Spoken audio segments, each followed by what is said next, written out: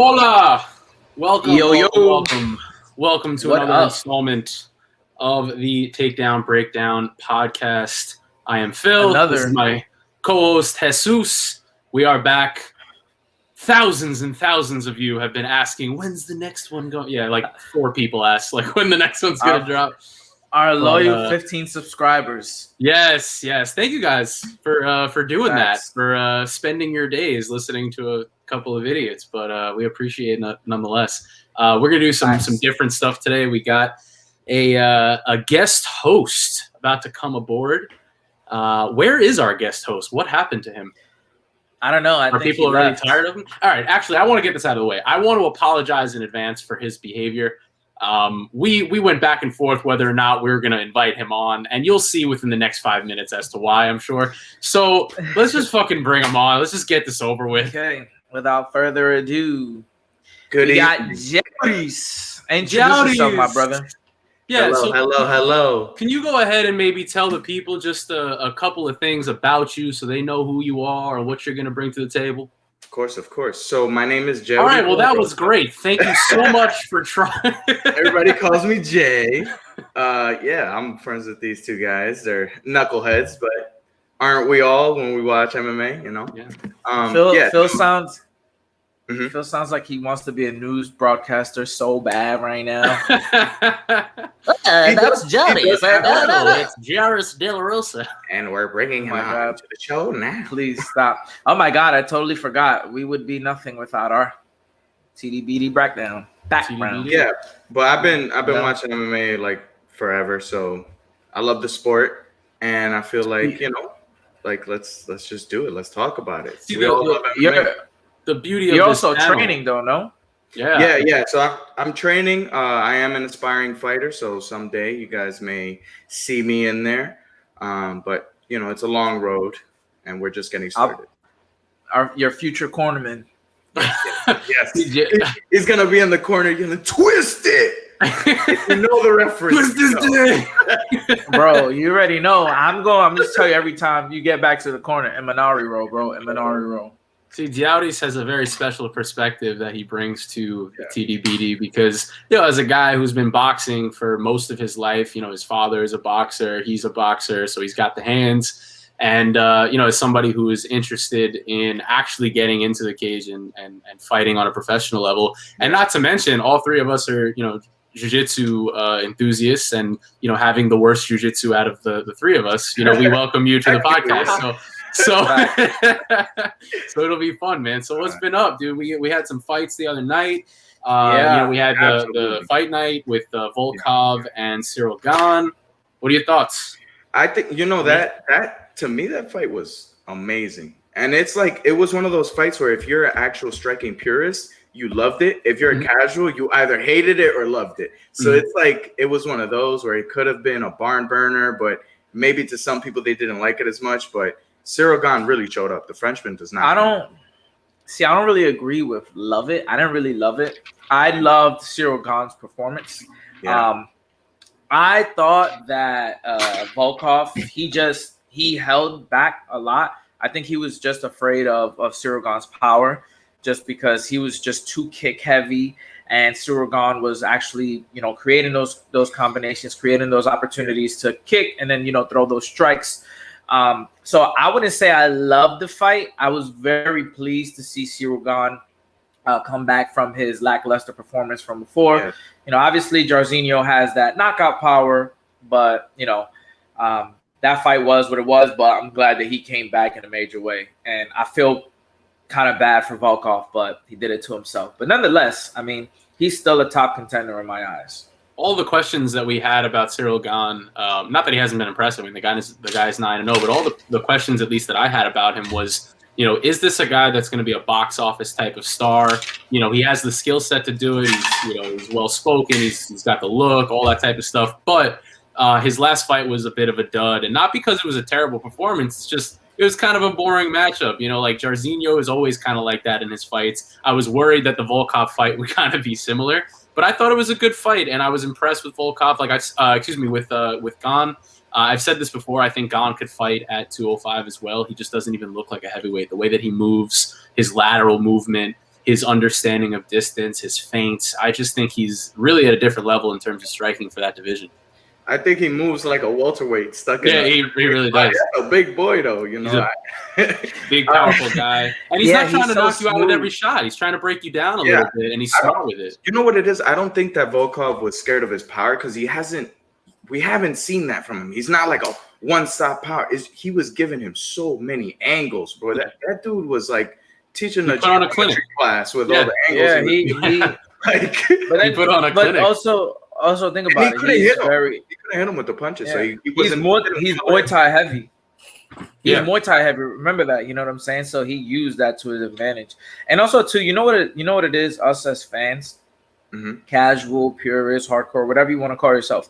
The problem is recency bias, right? Because let's not forget. You know, we must like Izzy said. You must have forgot. He lost. He beat JDS. You know, in finish. He finished him by TKO. You know what I'm saying? And then he has that fight against, Jairzinho, which was, again, not his best performance. You know, so we forget those things, unfortunately, but glad that he put himself back in that the spotlight. But I definitely like both of them. I think Volkov is just not his night. And I think so he lost to Curtis, then he beat Overeem, and now he lost. So he just doesn't do well against black guys. That's really what it is. Yo, that's facts. Yep. Yeah, that's true. No, but does that performance do enough to get him a title shot?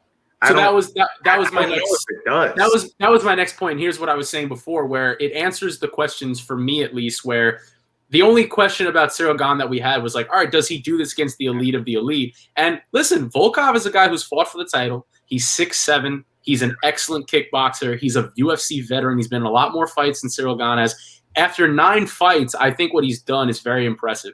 I think he's 6-0 in the UFC, I believe, right? 6-0? Yeah, he came in 3-0. He's on a 6-fight win streak currently.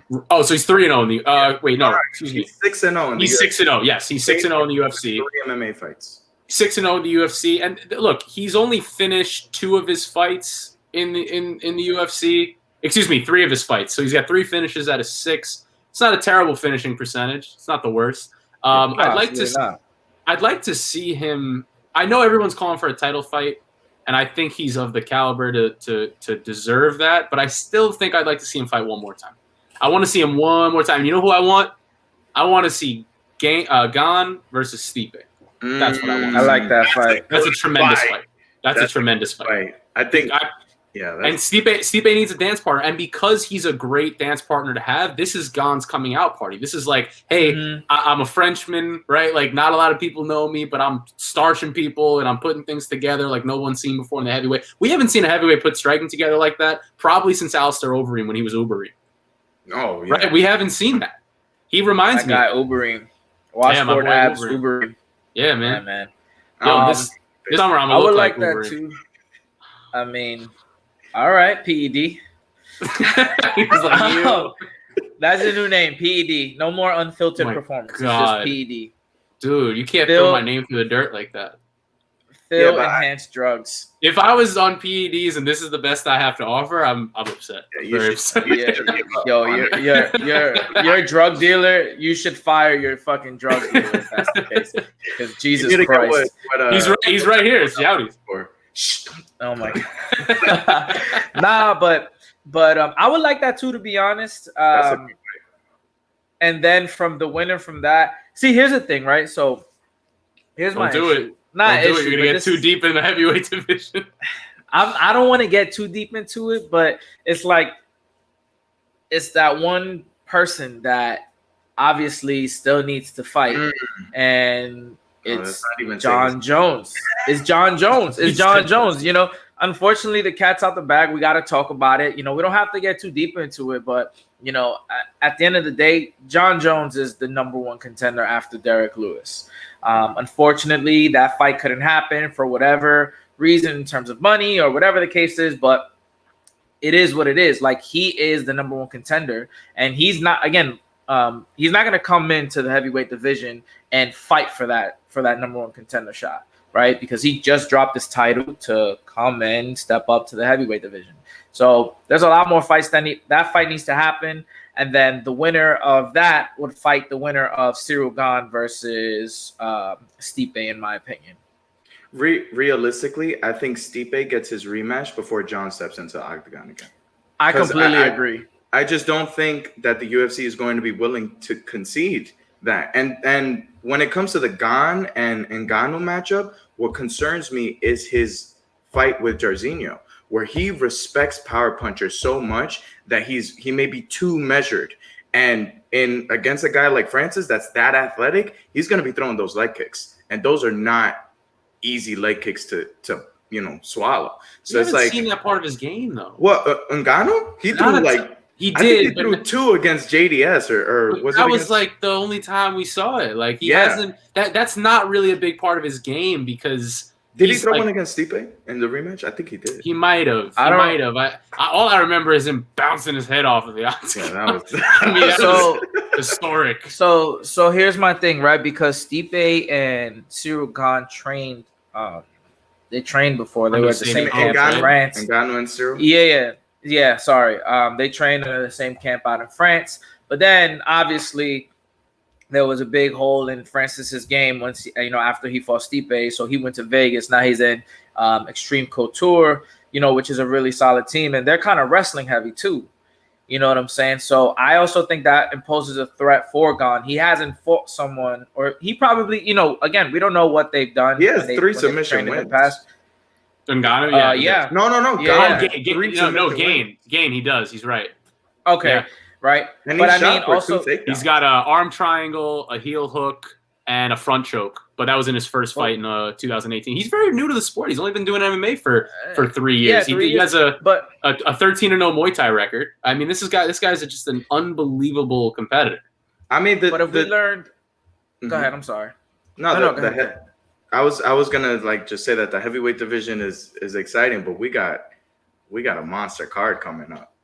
And we could talk about the heavyweight all day, but let's not ignore that the king is about to return on July 10th. Which king? Who is Which the king? Who is the Mystic Mac? Hell no. Mystic Mac. All right, yo, mute his mic for the next 5 minutes. Surprise. I'm about to take you out. He's not the king, bro. He is not the king. They think I'm toast, but I'm still the bread, Ariel. That's what it is, man. That's what it is, bro. Listen, he may not be the combat king right now. He may not have a belt or whatever, but he is the pay-per-view king, and people will tune in to watch. Exactly. So we know that. We know that. Listen, he's the king. Go ahead. I'm more excited. I mean, listen, not to bring it back to what we were talking about with the heavyweights, but I'm actually more excited to see what ready? I'm gonna lean into the microphone for this. Okay. 250-pound, 20-mile-an-hour John Jones looks like at fucking heavyweight. Man. That boy's bloodlines is ridiculous. Yeah, it doesn't even make sense. So I don't know. I want to see if he can maintain that speed. I just want to see it happen. I'm more excited about that. John talking about heavyweight for over 10 years, and he just hasn't done it yet. So I just want to see him in there. That's why I'm so I agree. We could put the Izzy. We could put the Izzy stuff to bed at this point. Right? Oh yeah. That's 100%. Yeah. I was a big believer that Izzy might have. But I told you, it's not. I'm telling you, bro. It's I don't. That fight doesn't interest me. Yeah. That fight doesn't interest me. But to your point of Conor McGregor just puts asses on seats, and that's it.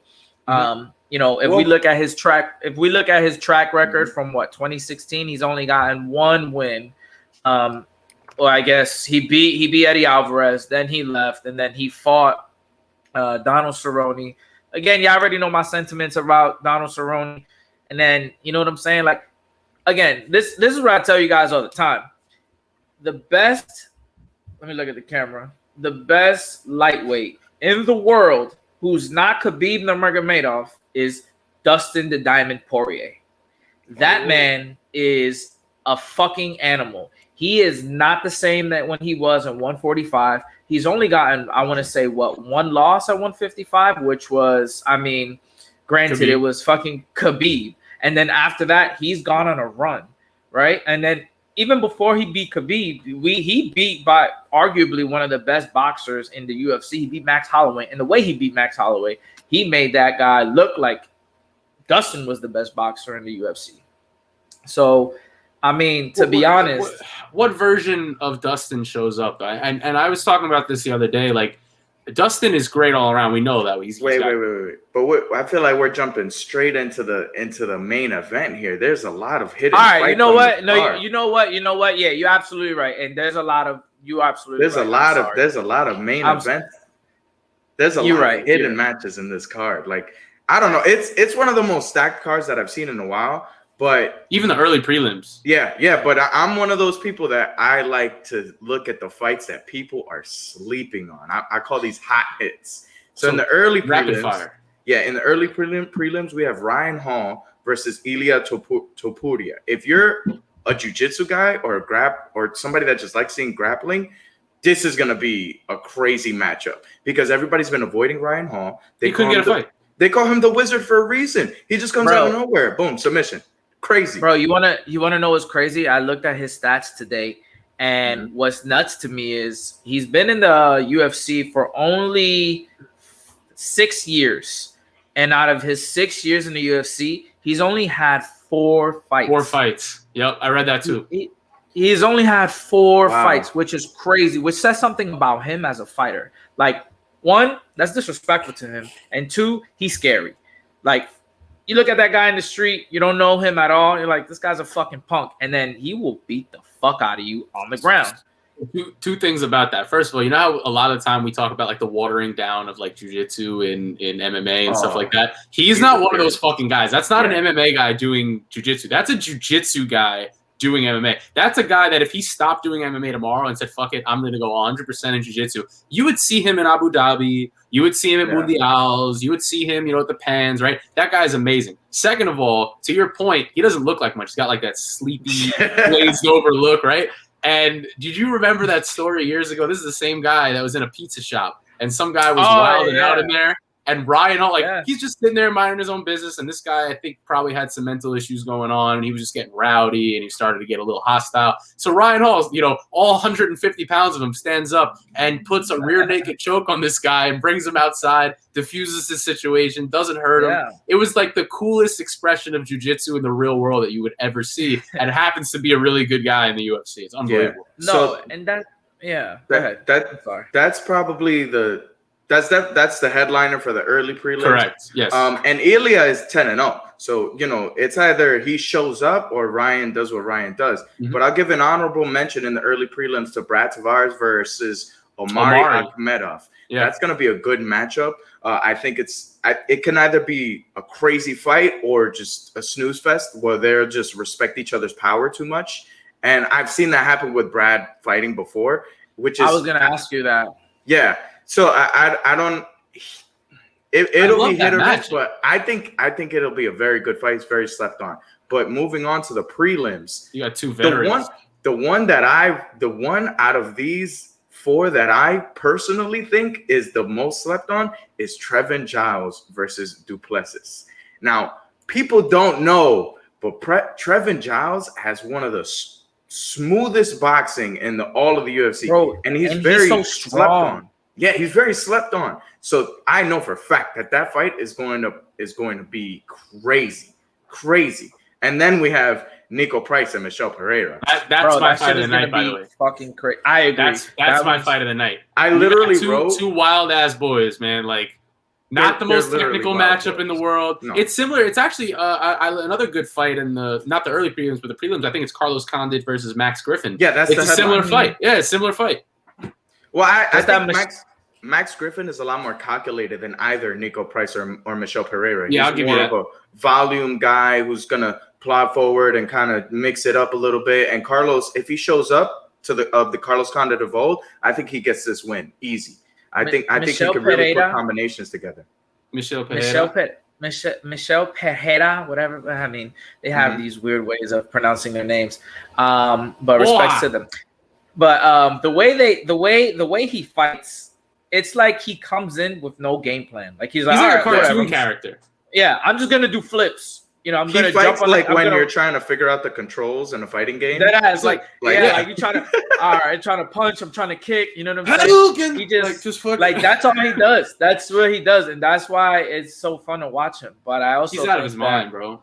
He's a button master in real life. So you know what the difference is? Like a guy like Jiří Procházka is like that, but it's calculated chaos. Yeah, that's what it is. That's the difference. I mean, that boy got crazy head movement.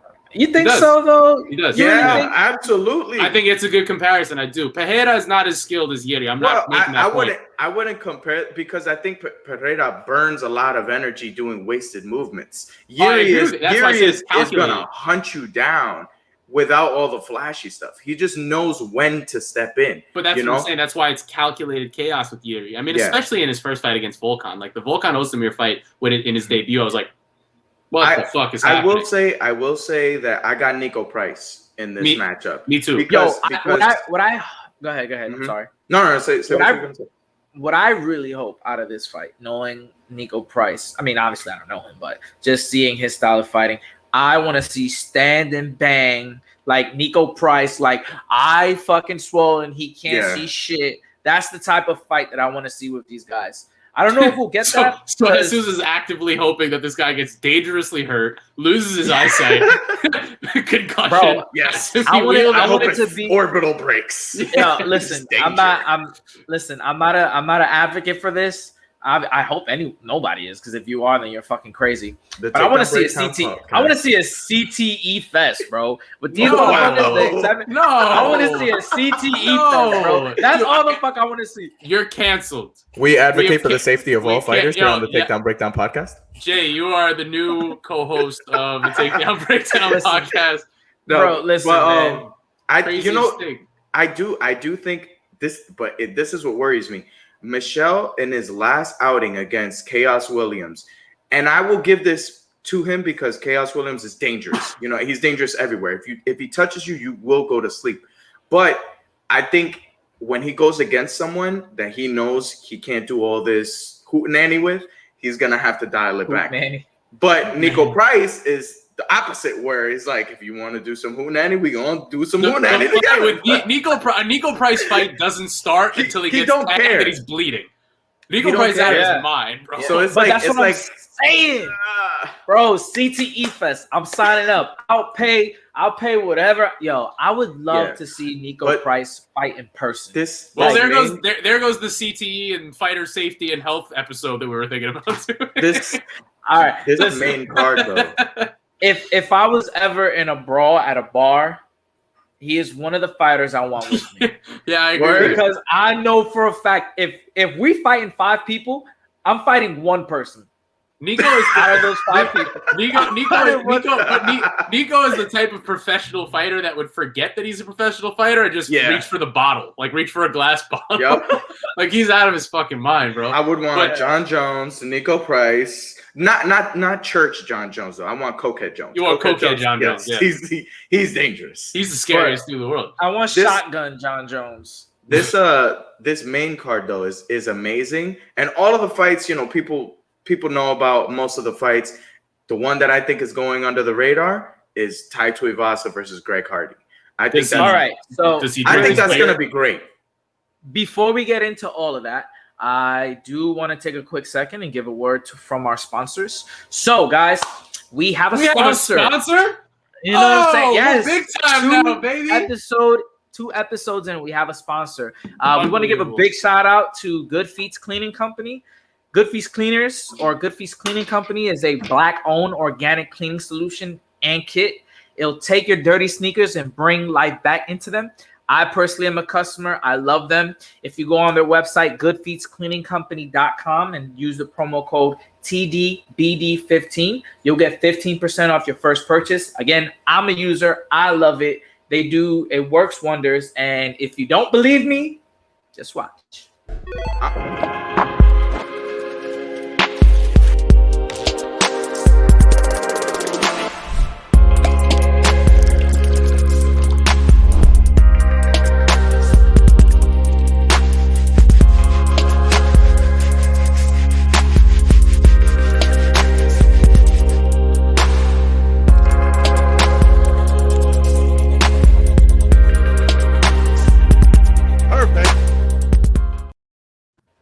Shout outs to them.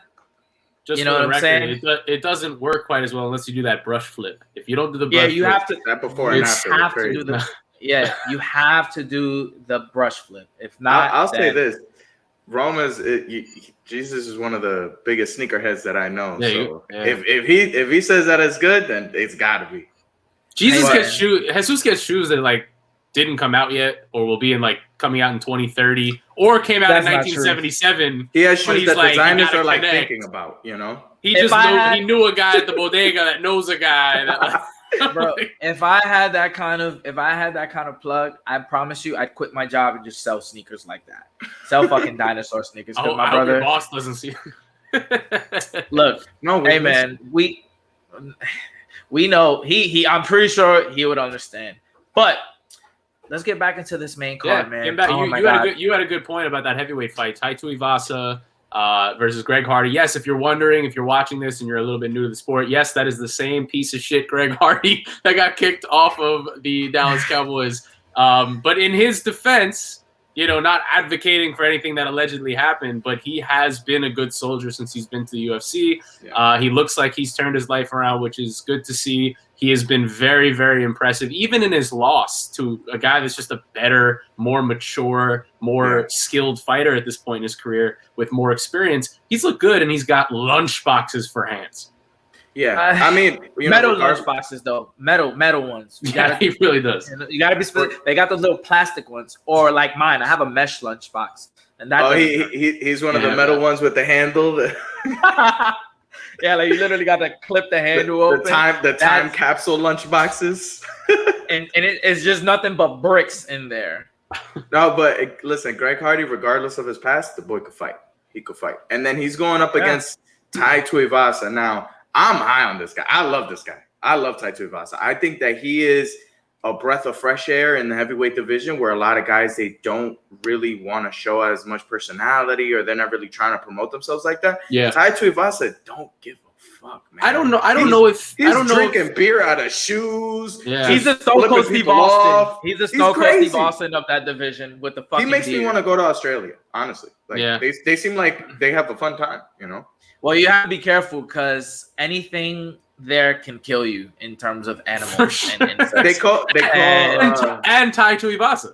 They call Australia Satan's playground because that's where he puts all of the now spiders, snakes. Let me ask you this though, right? So Tai Tuivasa, we know he's again another guy with outrageous power. You have two guys, by the way, for the record, that cut weight to get to 265. Okay, these guys are big, clanging and banging guys. They're not the most. This is not going to be like the most technical fight. This is going to be sloppy. If you like a slugfest, and that's great. The other side to that is, unfortunately, neither of these guys have the best gas tank, so it has the makings of potentially a boring fight. But I think it's going to be some fireworks. This is like a first round knockout type of fight. Now, here's what happens though: if either one of these guys has an impressive performance, where do you go with a guy like Greg Hardy, who's shown flashes of brilliance, but I don't know if he's seasoned enough yet? And the same thing with Tai Tuivasa. I think with Tuivasa, he hasn't shown the ability just yet to beat the elite level competition. And like his win off of what was it, Harry Hunsucker, I think it was last time. Like,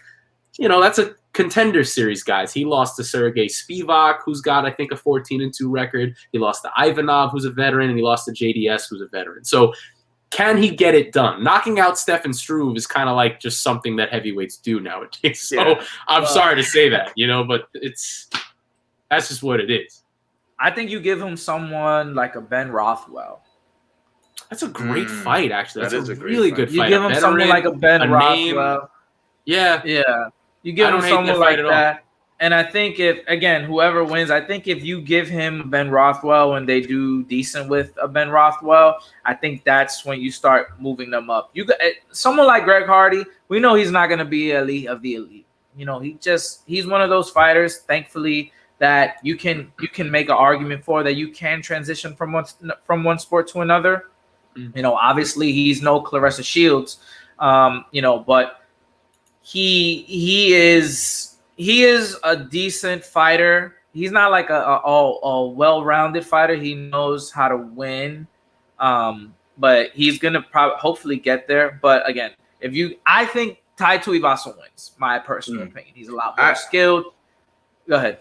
I think that this is a big fight for the heavyweight division because out of this fight, a new contender will emerge. This is the type of fight that gets them each a shot at someone in the top 10 or the top 5. Regardless of because they're not. I don't think either of them are in the top 15 right now. Yes, but the heavyweight division is not that deep. You got it. We can name all the guys in the top 10 or 15. That's not the same for every other division. So it's like, who else are we going to give them to? If this is a big card, there's going to be a lot of eyes on them. One of them comes out and makes a statement win. They have the reign to call out whoever they want. I think a Ben Rothwell is a great fight for either of them. I think that's a very, very good fight. Especially that's the type of fight that they can make a name off of themselves with. But honestly, I want to see one of them fight Tanner Boser. He just came off of that win against OSP. He has great hands. Tanner Boser beats both of those guys. Absolutely. But I think Tanner Boser I think Tanner Boser wants to run it back with Cyril because he got pieced up. He got pieced up bad. Yeah, but he's not gonna get that. So, he's not gonna get that. But this is his path. If one of these guys wins, they can go against Boser, and if they beat him, they keep climbing. If Boser wins, he can now make demands. So I think that's a very good position to be in for either of them. It's win-win. Yeah, I agree. I think, right, so let's say either of those guys. All right, so let's say at least in a perfect world, right? I want Tai Tuivasa to win. I respect Greg Hardy for what he does, but I want him to win. He's the more skilled fighter in the situation. Right. You fight Tanner Boser. Let's say you beat Tanner Boser. You can give him a top 15 guy. And I think, unfortunately, he hasn't had that much of a good run. Unfortunately, even after, it's unfortunate what's been going on in his personal life. But you give him someone like a Walt Harris to test that top 15. Mm-hmm. And then you go from there. At least that's my opinion. Talk about a guy that desperately needs a win. Well, he's coming back. Walt Harris. I mean, he just hasn't looked the same, unfortunately. The thing with Tanner Boser is like, which version of Tanner Boser are we going to see? Because the guy who knocked out OSP, and even that was a little bit weird with the fence grab and all that stuff. I don't think happened. he didn't grab the fense. He didn't grab the fence. He closed his fist. No, I know.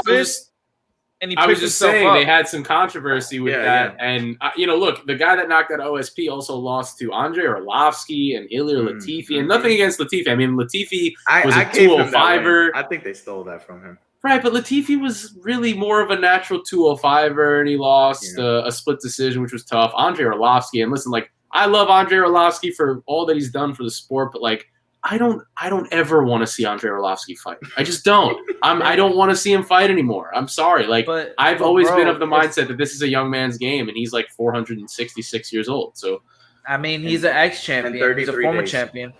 He's a but he took advantage of the era. Yeah, we know that. Yeah, absolutely. I mean, everyone did. Everyone did. Every elite fighter of that time. Cain Velasquez is a champion in any era. Stipe Miocic is a world champion in any era. Francis Ngannou is a champion in any era. There's different. Brock Lesnar is not a champion in every era. Who else? What's his name? Matt Hughes, I think it was. No. Even I gotta be honest, even a guy like Randy Couture is probably not a champion. Yeah, there we go. Randy Couture is not. He's not a champion in this era. All of those guys will be journeymen. Oh my God, no. Well, we see Ronda Rousey too. We could talk about head movement. We could talk about Kayla Harrison at some point too, but whatever, that's fine. She's dangerous. Now, to your point, I'm sorry, Jesus, go ahead. No, go ahead. No, I was just saying, like, kind of moving on from these heavyweights, like there's some under the radar fights that we were talking about before. Yeah. But look, we have some legitimately unbelievable fights that we have to talk about as well. I think we should probably start with like Gilbert Burns and Stephen Thompson. This is the fight. Honestly, this is my favorite fight out of this card. I would agree with you. I think this is my favorite fight too. What were you gonna say? Like I'm legit getting goosebumps. Like you can't really see it, but I'm legit getting goosebumps for this fight. I get really excited. I love to talk about this fight just because you love the welterweights. I love the welterweights. In my opinion, has always been my favorite division ever. I think just because like them in the light in the lightweights. They've just done a lot of great things, especially like the lightweights. The lightweights have been, I wouldn't say carrying the company, but they've always had like correct. Yes. Good personalities too. There's always storylines. Yeah. Right, and I want to ask you, Jeurys, how you feel about this, and you maybe agree, maybe disagree. But let me ask you: let's say one of these guys finish in crazy fashion. Do you think that they jump the line? They skip Leon? Yes. Thank you. I was literally talking to Phil about this. Phil about this yesterday. Now listen. Me? The problem isn't are they going to skip Leon? The problem is, are they going to skip Colby? No. Both of you are wrong. That's the problem. I think they skip Leon easy. I don't think they skip Colby that easily. Both of you were wrong. I'll tell you why they're wrong. Dana White is not in any rush of giving Leon Edwards the title shot, which is why Colby's getting it. But let's say the fight plays out, Kamaru beats Colby. How do you ignore a 9? He made that mistake once with Tony Ferguson and didn't capitalize on the biggest fight that they could have made, arguably in the history of that division, with Khabib versus Tony. They tried to make it. There's a million. I understand it's not the same. I understand. But it is though. It's a 12-fight win streak against a 9-fight win streak. Same thing. It's not the same. No. It's not the same because Usman already beat him. Wait, hold on. But Conor McGregor beat the brakes off of Dustin Poirier. Stipe beat Francis. These fights that happened years ago. None of these things necessarily matter. But there's a story. But there's a storyline behind that. Okay. What the heck is the storyline for Leon and Usman?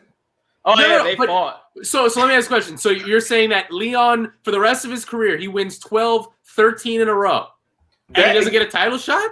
Listen. Bro, you gotta have to acknowledge this. Seats. And you yourself said this.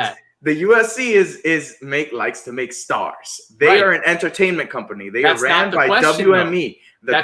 You said the question: does he get the shot? Right? Wait. How many wins does he need to get the shot? I have a question.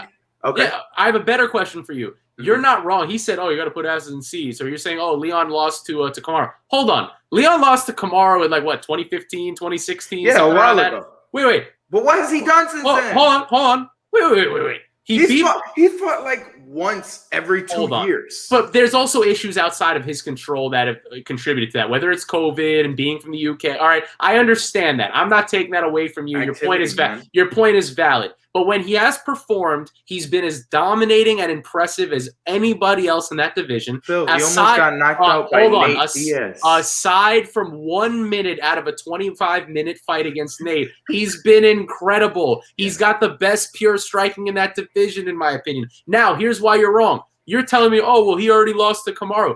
So did Gilbert Burns 5 minutes ago. Wonder Boy had 2 fucking title shots in 2 of the most boring title fights of all time against Tyron Woodley. I don't want to hear this. Guys evolve. He's a different fighter.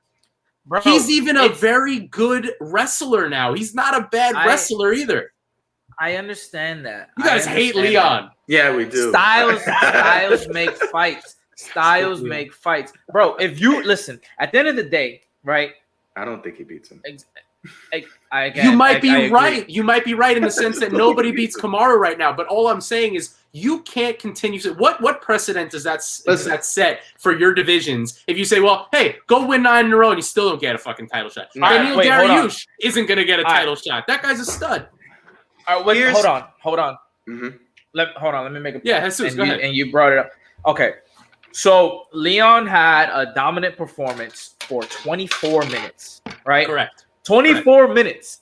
And literally the last minute of that fight, everything he did, the one thing that Nate Diaz did trumped everything else. He trumped those last 24, the rest of the 24 minutes. But it didn't trump a 9-fight winning streak. Yes, it did. What were we talking about? What were we talking about after that fight? Were we talking about Leon's dominant performance, or were we talking about Nate Diaz? No, because he's knocking him out. But wait. Before the competition, before the fight, were we not talking about Nate Diaz anyway?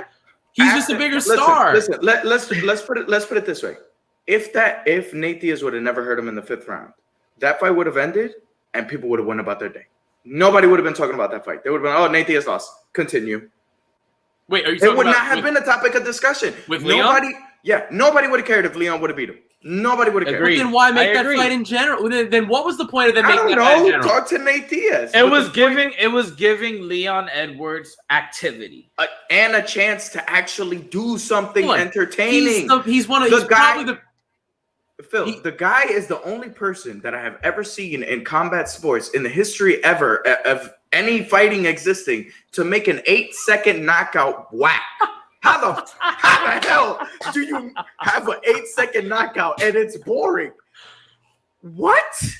I don't know, but I will say this. I like, you're out of your fucking mind if you watch that guy fight and be like, oh, that guy's not a stud. That guy's a stud. No, he's a stud. He can fucking fight. And I'm telling you, Absolutely. it's a good fight, Leon versus Kamaru. This version of Leon versus this version of Kamaru, because Kamaru is more engaging now. He's got a dangerous jab. He's a legitimate striking threat. And we know what he does up against the cage in close quarters and with the wrestling. But here's the thing.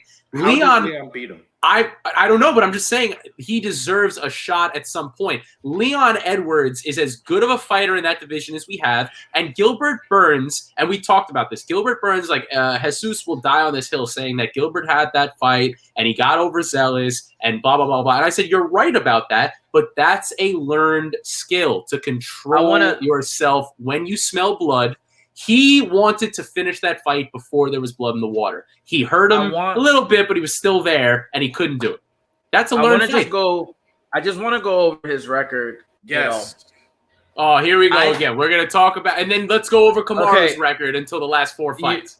Unanimous decision. Split decision. Unanimous decision. Right. Go over GSP's career. You'll see the same thing. But you know what, bro? You know what? GSP – at the time, right? He was a star no matter what. Listen, we had Michael Bisping, we had Darren Till. There was someone, and we had people in London already proving, you know what I'm saying? Like being able to have a representative. And also look at Michael Bisping. That motherfucker is like, he's Hall of Famer. He doesn't hold back. That's the type of person that he is. He just you can't fault him for not having that personality. Not everybody's Michael Bisping. I'm just saying, bro. Listen. I was watching the fight with a Brit, and she said that he has the worst accent out of all of the Brits. That's fine. But listen, that's not what makes title fights, bro. He still is a championship caliber fighter, and I'd like to see him get a title shot. Why did Brandon Moreno? Why was his win such a big deal? Because the UFC wanted to make a market for Mexico. GSP was the same thing. They were not a big organization when he was there. So they needed to expand their market. And then after GSP won, right, now you're able to make a case. All right, well, we have a Canadian champion. But you don't think we're having? You don't think? He also has. Remember, we've already had UK champions. We've had Michael Bisping. So all I'm saying is you're making this a different conversation. I don't know if we're talking anymore about the same thing because he's not exciting, bro. He's not. No, I grant that to you. It's probably someone that's more suitable for like hardcore fans like us. Like we want to see Leon, put on a striking clinic. That's fine, and I understand that based on his last performance, because even though it was 24 minutes of brilliance and a minute of like, what the fuck are you doing? You're almost getting knocked out here. I get that. It doesn't mean that it takes away or it negates like the last 4 or 5 years that he's had of really good performances. The thing is, you're saying, okay, you see decision. I get your point, and finishing fights is a marketable trait. But the difference is, look at GSP. Finishing fights is sometimes a determination of your own style, and sometimes it's determined by how the other person is going to fight that fight. And sometimes it's two conservative guys that get in there, and you see that type of style. GSP has decisions in a different era against guys like BJ Penn and Matt Hughes and Frank Trigg and Josh Koscheck, guys that wouldn't have survived in today's day and age. Leon Edwards is at least doing it against guys that are legit in today's day and age. I get that. The discussion boils down to this. Did he do enough to go over someone like no? But he's not leapfrogging Colby. He's not leapfrogging Colby. That's not my point. I'm just saying you got to give him a shot at some point. How is he not next in line after Colby? Colby was on the same run as Leon Edwards, right? He was on the same kind of run when he was just winning. Who, Colby? And what did they tell him? They said, after this last fight, no matter what, if you win, we're going to cut you. And what happened? This motherfucker was in Brazil. He started making America great again. That's what he started doing. He was in Brazil. This motherfucker got dragon energy, and he started saying, "Brazil, you're a dump." And he created something for himself. Correct. Right? He created controversy.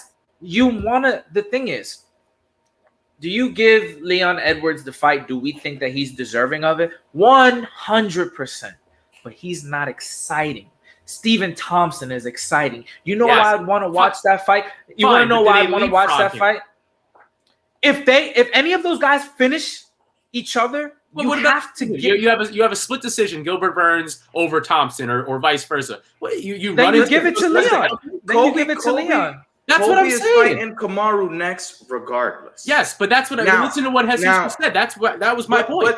But what happens in the interim? Are they going to fight each other? I think the winner of Burns versus Thompson fights Leon should fight Leon, but Leon's not going to take that though. He's not going to take that though because again, he annoys me. He's not going to take that. He's going to be like, no, I'm going to sit down and wait for a title fight. No one will care about you. But that's a trait. But that's a trait that ain't nobody here waiting. But a lot of welterweights feel the same. Remember, this ranking system with the welterweights, for whatever reason, they have a bunch of guys in that division, and it's just that division, it seems like, that does this all the time. The inactivity. I'm going to wait and see. I'm going to do this. But that's just what it is. That's not what it should be. I agree with you. The most active guy in the division is the champion. The belt. Yes. That is crazy to me. Yes, and that's why I love Kamaru. I really do. He's won me over. That's going to be a great fight, but we have to talk about Conor and Dustin. Who? I agree. Conor and Dustin.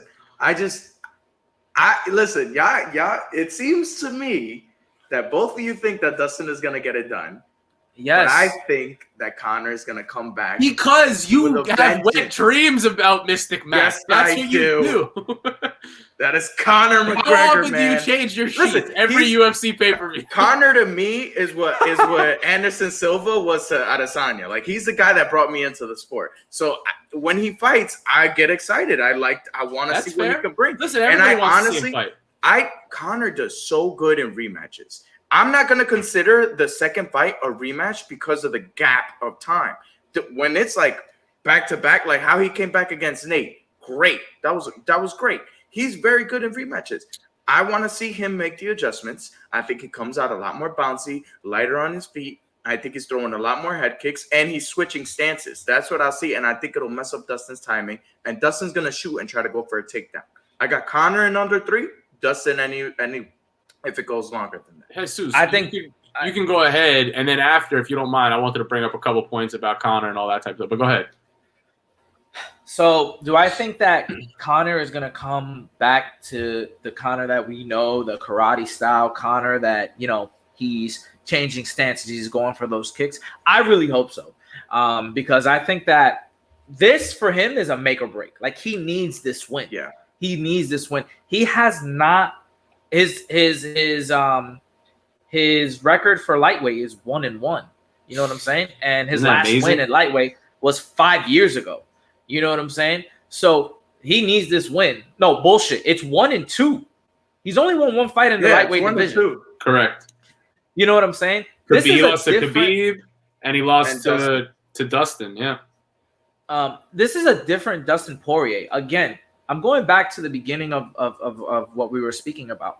This is Dustin Poirier, 155, who looks fucking huge. His back is the size, it's the width of a widescreen TV. You know what I'm saying? Like this guy is not the same. He took everything that Conor gave him. That is fucking scary when you're fighting someone like Dustin Poirier. When you give someone everything that you can give them and you still can't finish him, that says something. Dustin is a better boxer, in my opinion, than Conor McGregor. If he does go on the ground, I think he's going to use his jiu-jitsu. I don't think it's going to be a wrestling match for Conor and Dustin. I honestly think that Dustin finishes him in a different manner. I don't think that he knocks him out because obviously Conor is going to do a lot better. And to your point, Jeurys, with Nate Diaz rematch, Nate Diaz is not Dustin Poirier. You know what I'm saying? Like Dustin Poirier is, as the sport evolves, he evolves. He's good. Conor McGregor has not evolved. He has been the same. If not, he's been worse. He's been worse. And we saw that his last fight. I mean, I know you want to bring up some points, Phil, but I don't know. I don't see anything different. I don't see this fight playing out any different, but I could be wrong. I'm looking at it from a striking standpoint, right? That I'm not gonna say I know anything about jiu-jitsu or whatever, but when it comes to striking, I disagree with you. When you said that he took everything that Conor had to give him, I firmly disagree. For one, Conor came into that, and I've said this since the first second of the fight. He came in with the wrong game plan. He came in way too boxing heavy, too heavy on his front foot. He didn't have that lightness. He wasn't on the ball of his feet. He didn't have that. He had the head movement too that he usually has. And when he caught him with that left hand, right jab, that really hurt Dustin. And he said it himself. He was like, yo, I was really, really hurt. Like that almost put me out. But the calf kicks, it's not something that, because Conor, his last win was in the previous era. If you could claim it as that, it's 2016. It was a while ago. Like let's not lie. It was before Charles was even a lightweight. So I'm a dub that as the previous era. This was before Khabib. So calf kicks are now a new thing, and Conor cannot train those. You cannot train for those. And he came in heavy on his front foot. I think we see a very different Conor now. Does Dustin adapt? I don't know. I haven't seen Dustin fight that style because Max Holloway is a boxer. That's the last great, like very, very good high level striker that he fought. Dan Hooker is not very bouncy. So who has Dustin fought that matches Conor's signature featherweight karate style where he's throwing hook kicks and lead left hands and slipping to the outside and cutting an angle and bringing you towards his jab because that's where you're supposed to go and then clocking you. Like, and Hooker hurt him in that fight too. I mean, that was a bloodbath. I don't disagree with any. I think you brought up good points. I don't disagree with anything you just said. So, if I may, in a monologue style, you have the floor. So, a couple of things come to mind about Conor. So, I agree with Jeurys where he said that he thinks he's the better striker. I do too, and I think the difference here is Conor is the better pure striker, but Dustin mixes it up better. Dustin is a better mixed martial artist. I think he's a more complete martial artist. And here's the thing that I wanted to bring up. I think that Dustin is so much more experienced at this point because of the activity that matters. And I'm not saying it's ring rust. I'm not saying like that was the reason, but he came out and you can see to Jay's point, he looked like a boxer, right? He looked like he was training a lot of boxing, which is fine, but it's like that's my issue with Conor. It always has been the same thing. We know you can box. Work on it's like Ben Simmons not being able to hit free throws or not being able to shoot a jump shot. Work on your weaknesses. What were his weaknesses? His wrestling, especially his defensive wrestling, and his gas tank. And it looks like he's got his gas tank at a place where it should be now, but it's like we don't know that though. Well, he got up as soon as Dustin put him on the ground. Yeah, I didn't have an issue with his gas tank in the Khabib fight or in this his last fight against Dustin. And I know that the quick fight with Cowboy doesn't really count, but like I'm just saying this. There's two things. That's number one, work on your weaknesses, and two, even if he comes out and he looks like the Conor of old, where he's bouncy, right? Mm-hmm. Something you notice about Conor, two things. He's very north-south movement heavy. He's not a lateral movement guy like Max or Israel. He moves in and out, in and out. He's like a metronome. The other thing that is interesting here is we could say all we want about how good Dustin is. We could say all we want about how good Conor is. Here's the issue. Why is Conor fighting? Like Conor sold his business for $500 million. Great. Good for you. I'm happy for him. He should make all the money he wants to make. But why cage fight? Like that's what I'm not understanding. I know the love of the craft. Yeah, for the love of the craft. Why let me ask you a question. Why does LeBron James still play? He wants to be because I love the game. Because he does love the game, and I understand Conor might feel the same way, but I think he wants to go down, and he's always been chasing number 23. He's always been chasing number 23. He wants to be the GOAT of the GOAT of the GOATs. But you can argue right now, like, he's a double champ. He's one of the first guys to do that. He's a Hall of Famer. He's got $500 million in the bank. Why keep fighting? And by the way, to your point, LeBron is playing basketball. This is getting punched in the face for a living. Okay, but I think that the mentality is still the same. Yeah. Right? No, I agree with that, but the outcome you become is different, addicted. And the mechanism is different. Yeah, but you become addicted to the success, right? Like, look at what. Okay, I don't want to even make this a comparison thing, but in terms of finances, LeBron is doing the same thing. He's making millions of dollars. He owns, a ton of franchises. He's in Hollywood now, whatever the case is. But he's still trying to chase greatness. I agree. And I understand that. But it changes you. Yeah, it does. It changes you. We saw with Tyron Woodley. Tyron Woodley's a daddy, right? Like, he doesn't have that dog in him anymore. Does Conor have that dog in him anymore? That's what I want to see. Forget whether he comes out with the karate style, this, that, this thing. I understand all that, and he's probably still capable of doing that. But up here, what is his mentality come fight night? That's what I want to see from Conor McGregor. I want to see fireworks. I'm telling you, man. I want if Conor McGregor Mac is back. If Conor McGregor comes back, If Conor McGregor comes back to the old Conor McGregor, there's two things that I want to see. I want to see him fight for the championship and win, and secondly, I want to see him defend his title. Correct. Conor has not done that. He hasn't done that. Conor, he's never done that. He won featherweight title. Then he's like, whatever. I'm fucking bored. I'm gonna go to because he's a cheat code. He's gamed the system. He is the system. Not even in Cage Warriors did he? No, title. He went straight to UFC. Correct. But when it comes to the title picture, like, where do these other guys fit in? Because we're assuming that the winner of Conor and Dustin gets the next. You have to give it to them, and that's what's gonna happen.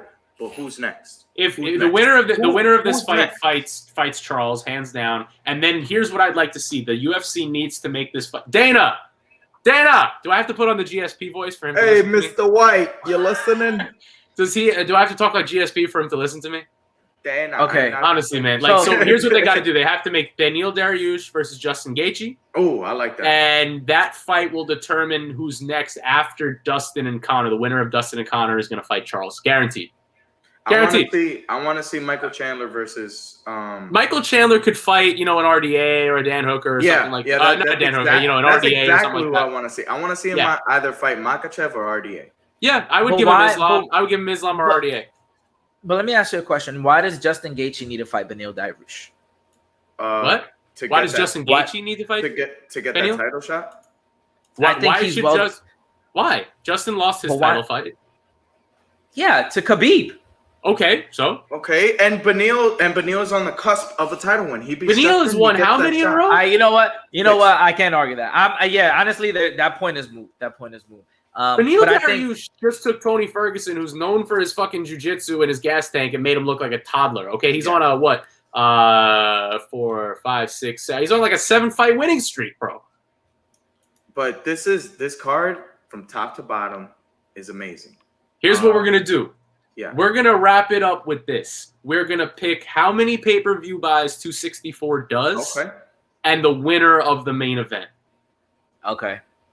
Jay, I'll start with you. But what about we should do the co-main event as well. The co-main event? Yeah, that's fine. Yeah. I think it does 1.7. Wow. 1.75 actually. That's locking it in. I think it does 1.75 million, and I already know who I'm riding with. The Mystic Mac. I think but who wins? I think he gets it. And honestly, man, it's such a complex matchup. But I think that Wonder Boy takes it. I think he's going to be too elusive. I think Gilbert is going to have a really hard time with the jab. Same way he had a really hard time with Usman's jab. That in and out movement is gonna be hard for him to time. And I don't see how he gets him to the ground early, which is what you need to do against a guy like. I agree. You think he finishes the fight, or do you think he gets a decision? I think he gets a decision. I think Burns is tough. Is that a 3-round or a think- 5-round fight, by the way? It's a 3-round. I think you know what's funny. I think it'll be like Vicente Luque, Mm-hmm. like that Vicente Luque fight. Yeah. And they both train out of Sanford, so That's what I'm saying. you know what I'm So saying. what- So that'll probably be the same thing, All right, Jesus. in my opinion. So what you got? I think 1.7 is a stretch. By the way, I think last time they fought, 1.6. Just throwing it out there. Was it 1.6? Oh yeah.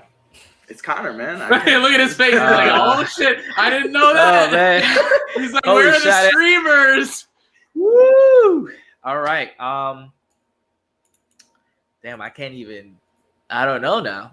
I would say maybe, if anything, 1.65. Just conservatively. Co-main event, I think that And you Thompson said you have gets Dustin? I have Dustin. You I have have Dustin. Dustin Okay. for the main event, and then I think co-main event, I have Wonderboy taking it home. Okay. I think in decision. Sorry, I think in decision. So Dustin, Wonderboy decision, 1.65 million. Got it.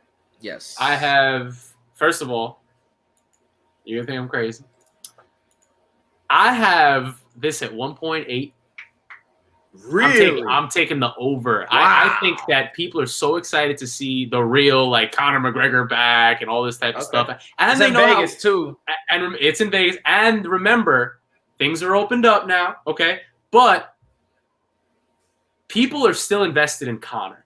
That's the thing. People are still really, and I think they are realizing that it's closing slowly, but it's closing. The interest level, if he loses again and again and again, is not going to be there. So I'm going to take 1.8 million.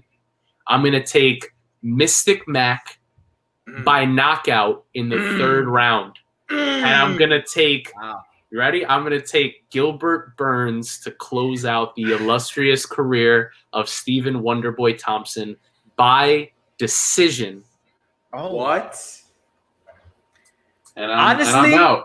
And I'm out. I'm gonna keep- I'm gonna just take off my I'm not headphones. even and gonna I'm try out. to get into this because I don't want to see get how he into it beats him either. in a decision, I know. bro. But I want. like I said, we are going to make our predictions. And now next week, you will see the same 3 ugly faces telling you the same shit. Let's see who's right. Dude, I got nothing else for you. You got anything else? Yo, man. Was next Saturday, so that's gonna be a fucking hell of a weekend. Oh, we're going to be in Miami, right? Yeah, we are gonna be in Miami. We are gonna be in Miami watching it. So 264. that's gonna be. Yo, pull up to Miami, bro. You're in Orlando. What? When? Oh, yeah. We're there. Yeah. We're there from the 7th. Bull. We're there from the 8th to the 11th. We're there from the 8th until the 11th. A Miami TDBD vlog. I'm so with Dude, it. this is the first edition of Kung Fu Lambdas on the TDBD podcast. Right. And I'm super hype about it. But we should all do something in Miami because I'm gonna be down in Georgia on we go from the 8th to the 11th, and the 12th my school starts up again. So This let's is do the it. last. This is the last UFC Hurrah. pay-per-view that we watched together. yeah, this is the last That's hurrah, crazy. and that's it, man. So everybody, thank you so much for tuning in. Yeah, we'll see you next facts. week. And Jeurys, thank you for pulling up. Thank you for having yes, sir. You've been great. And like Phil said, we'll see you next time. See you next time. See you next time. Alrighty, peace. Later.